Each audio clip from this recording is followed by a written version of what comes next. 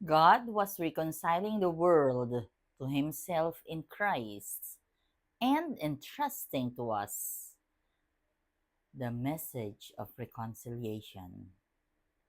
The judgments of the Lord are true, and all of them are just. Blessed Thursday, everyone. We praise and thank you, dear God, for another day of life. We praise and thank you for the gift of love, the gift of family, of community, of belongingness, and the gift of today. Today, in the Gospel, we are being reminded of the healing of the paralytic man.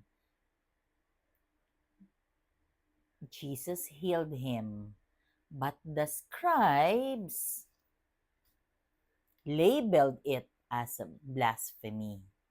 So we can see here that even though Jesus healed the paralytic man, there was a different perspective from the scribes. Meaning, others would see it as good, but others will regard it as bad. Magkaiba ng perspective. Why is that? Why is it happening? Is it also happening to you? I remember the story that my husband June has been telling to people whenever we have this nurturing talk. He would always say this. He would share that masama man o mabuti, Diyos lang ang nakakaalam. So, in some cases, I will not divulge the story. I will just allow him to do that. In some instances, something happens to us. Some people would say, ang swerte nyo naman. But others would say, di naman tama yan, mali, malas yan, di maganda. One concrete example is, nasira ang bahay namin. Alam ko, alam niyo yan because I've shared that sa social media. Why? Itong property ng ninuno, yung katabing property nagpapagawa ng dormitory building. Pagkatapos, pinabayaan nila. I don't know what methodology, I'm an engineer, pero hindi pa kami gumawa ng structure na nangyari yan, na nasira yung structure sa tabi ng ginagawa. Hindi ko alam kung paano ko sila tatawagin, but syempre it's wrong. So mali, hindi tama ang methodology. Pero nasira ang bahay namin, ang paupahan, yung bahay ng kapatid ko. Yes, hindi maganda. Masama yun.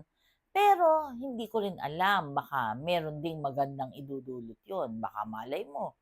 Hindi, syempre, mababago yung structure. Pero as of now, wala pa. Wala pang pag-uusap, wala pang negotiation. Kasi gusto nila, i-build lang nila patsi-patsi na parang tinagpian lang. Siyempre, hindi maganda yun kasi hindi namin alam kung ano yung nasa ilalim. Madaming tubig, yung liquefaction, maraming consideration. Pwedeng, pwedeng sa isang banda, pwedeng may magandang idudulot yon. Ano yon? Ano ba yung pwedeng magandang idudulot nun? Di mababago yung structure. Pero that is very unlikely. Siyempre, hindi ko yung gusto. Unang-una, nakakatakot dahil nakatira pa kami rito pero we are moving out soon kasi hindi namin alam kung ano mangyayari. Lumalaki ang crack. Bumibigay na yung bahay ng sister ko. So, delikado. Pero as a believer, and I have entrusted everything to the Lord, lagi kong sinasabi, Lord, please take over. Kasi sa totoo lang, nakataas ang kamay ko, hindi ko alam kung anong gagawin. Yes, I'm an engineer, pero hindi ko alam. Hindi ko talaga alam. Basta ang alam ko, mananagot sila. Ang alam ko, mali ang ginawa nila. Pero masama man o mabuti, Diyos lang ang nakakaalam. And I'm looking forward to a better tomorrow because I entrusted everything to the Lord. this will not be an easy path kasi syempre may legal, syempre may expense, syempre kung wala ka namang pang-abono dahil uupa ka instead na nandito ka sa sarili mong pamamahay, kailangan mo mag-move out, kailangan mo umupa, yung mga ganyan. Parang nagpagaling si Jesus, pero anong sabi ng mga tao? Mali ang ginawa niya, that's blasphemy. Imagine, sa mga bagay na alam mo na gumawa ka ng tama, pero yung iba tinitignan nila na mali yun. 'Di ba? Bakit? Kasi meron silang ibang gusto. Meron silang ulterior motive. Yan naman ang buhay eh, 'di ba? Sometimes nagbibigay ka na nga, sasabihin nila, kasi may gusto yang mangyari kaya ganyan. Yung nagbigay, nagmagandang loob ka na, pero ikaw pa din ang masama at the end. Maraming ganyan. Hindi yan isolated case kasi every single day may nakikita kang ganyan. Yung bang kala mo, totoong-totoo ang pagmamagandang loob. Hindi mo alam na meron siyang ulterior motive. Sorry, ganyan talaga ang buhay. Yung sometimes, yun yung mga bagay na nakakalungkot. Kasi, hindi mo na tuloy alam kung alin ang totoo, which is which. Pero, always remember that truth will set you free. One concrete example is yung attending a Toastmasters meeting or becoming a Toastmaster yourself.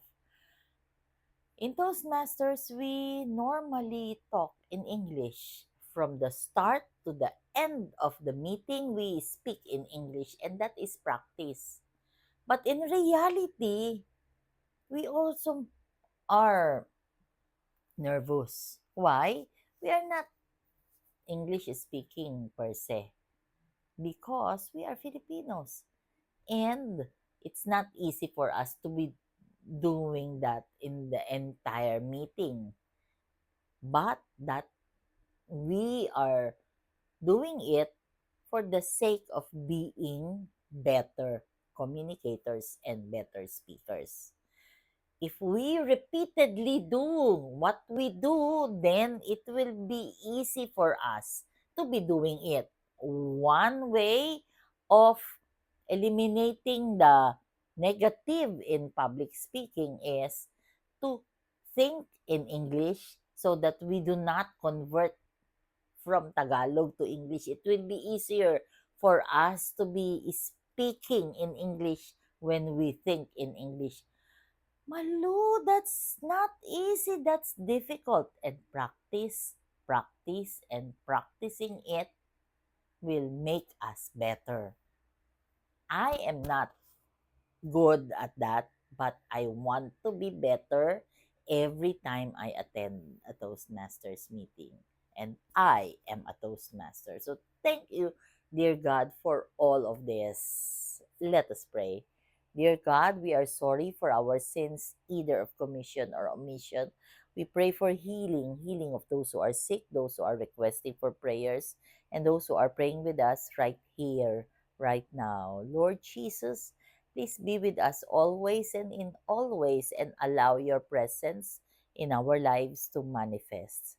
Please help us become better and offer this for your greater glory, dear God.